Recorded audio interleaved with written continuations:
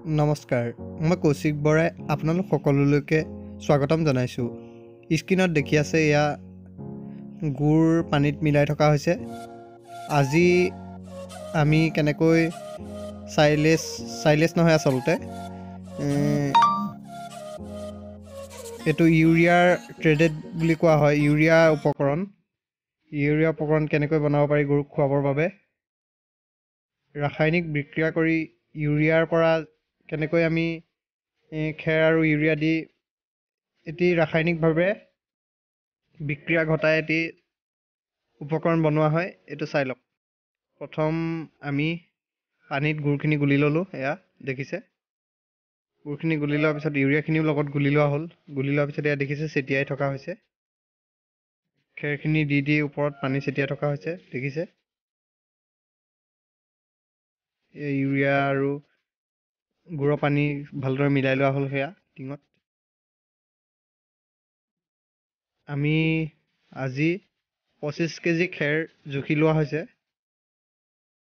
25 KG খেৰ জুখি ইয়াত 25 কেজিৰ বাবে 1 কেজি ইউৰিয়া আৰু 1 কেজি গুড় আৰু 1 কেজি মিনাৰেল মিক্সাৰ, এয়া মিনাৰেল মিক্সাৰ ছটিয়াই থকা হৈছে, দেখিছে। এইখিনি ভালদৰে ইউৰিয়া আৰু গুড়ে পানীত মিলাই লোৱা হ'ল। মিলাই লৈ এনেকৈ পলপকৈ গছকি ইয়াত ছটিয়াই গছকিব লাগিব। ভালদৰে গছকা হৈছে, দেখিছে। আৰু ইয়াত পানীৰ পৰিমাণ 10 লিটাৰ দিয়া হৈছে। এতিয়াই ভালদৰে গছকাৰ পিছত গোটেইখিনি মিক্স হোৱাৰ পাছত এইটো টিউপালটো এনেকৈ ঘূৰণীয়াকৈ গাঁঠি দি লোৱা হ'ল, যাতে এটা বেগৰ বস্তাৰ দৰে কাম কৰে। ইয়াত খেৰখিনি ভৰোৱা হ'ব, দেখিছে। এয়া বস্তাৰ দৰে তৈয়াৰ হৈ গ'ল। মেৰিয়াই পেলাই খুব সুন্দৰকৈ বনোৱা হৈছে। এইটো ইয়াত খেৰ ভৰোৱা হৈছে, এয়া দেখিছে। ইউৰিয়াৰ লগত যিখিনি খেৰত ইউৰিয়া ছটিওৱা আছিলে, ইউৰিয়া পানীটো ছটিওৱা আছিলে, গুড় আৰু ইউৰিয়া পানী, সেইখিনি ইয়াত গছকি ভৰাব লাগিব। খেৰ 10 লিটাৰ পানী, 25 কেজি খেৰ বনোৱা হৈছে। এয়া 25 কেজি খেৰত 1 কেজি ইউৰিয়া, 1 কেজি গুড় আৰু 1 কেজি মিনাৰেল মিক্সাৰ ইয়াত ছটিওৱা আছে। খেৰখিনি ভৰোৱা হৈছে, দেখিছে, গছকি ঠিক বস্তাৰ দৰে এইটো বনাই লোৱা হৈছে। এইটো টিউপাল, অকণো বায়ু পাব নালাগিব ভিতৰত।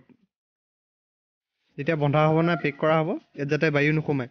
আৰু 20 দিনৰ, এতিয়া ঠাণ্ডা দিন কাৰণে 41 দিনমান এইটো পেক খুলিব নোৱাৰিব। ইয়াত ৰাসায়নিক বিক্ৰিয়া হৈ ইয়াৰ পৰা ইয়াত প্ৰটিনৰ মাত্ৰা বাঢ়ি যাব। খালী খেৰতটো একো নাথাকে, কিন্তু ইয়াত প্ৰটিনৰ মাত্ৰা বাঢ়ি যাব। সেইবাবে গাখীৰ উৎপাদন আৰু গাখীৰৰ ফেট আৰু গৰুৰ কাৰণে এইটো উপযোগী। ক'বলৈ গ'লে এইটো বিজ্ঞানসন্মতভাৱে এইটো পৰীক্ষা নিৰীক্ষা কৰি এইটো বনোৱা হৈছে। মই যেতিয়া পাঞ্জাৱত পঢ়ি আছিলোঁ, পাঞ্জাৱতো এইটো আমি কৰিছিলোঁ ট্ৰেইনিঙত, তাতো আমাক কৰোৱা হৈছিলে ইউৰিয়া উপকৰণ। আপোনালোকে এইটো পেকটো কৰাৰ পিছত 40 দিনৰ পিছত অলপকৈ গৰুক খুৱাই থাকিব পাৰিব। এইটো খোৱালে আপোনাৰ ইয়াততো প্ৰটিনৰ মাত্ৰা বহুত বাঢ়ি যায়। খালী খেৰত একো ভিটামিন নাথাকে।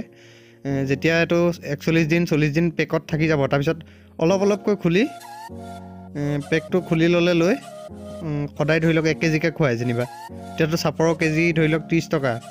চাপৰ নোখুৱাই ইয়াৰ অলপকৈ যদি দিনে 1 কেজিকৈও যদি খুৱাই,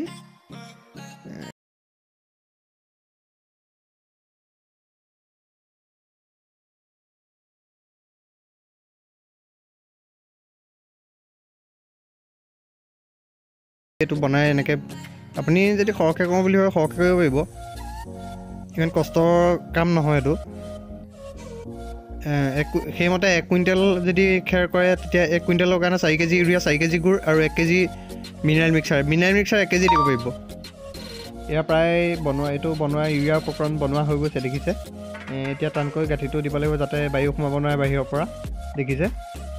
গুৱাহাটী পূৰবী ডেইৰীৰ আমাৰ বিশিষ্ট 3জন ডক্টৰে আজি আমাক ইমানখিনি সহায় কৰাৰ বাবে তেওঁলোকক ধন্যবাদ জ্ঞাপন কৰিছোঁ। Doctor Haladhar Pegu sir, doctor Joshua Boro sir আৰু আমাৰ বিৰাজ ছাৰক আকৌ এবাৰ আমাৰ সকলোৰে তৰফৰ পৰা ধন্যবাদ জ্ঞাপন কৰিছোঁ। আজিলৈ সামৰিছোঁ, ধন্যবাদ।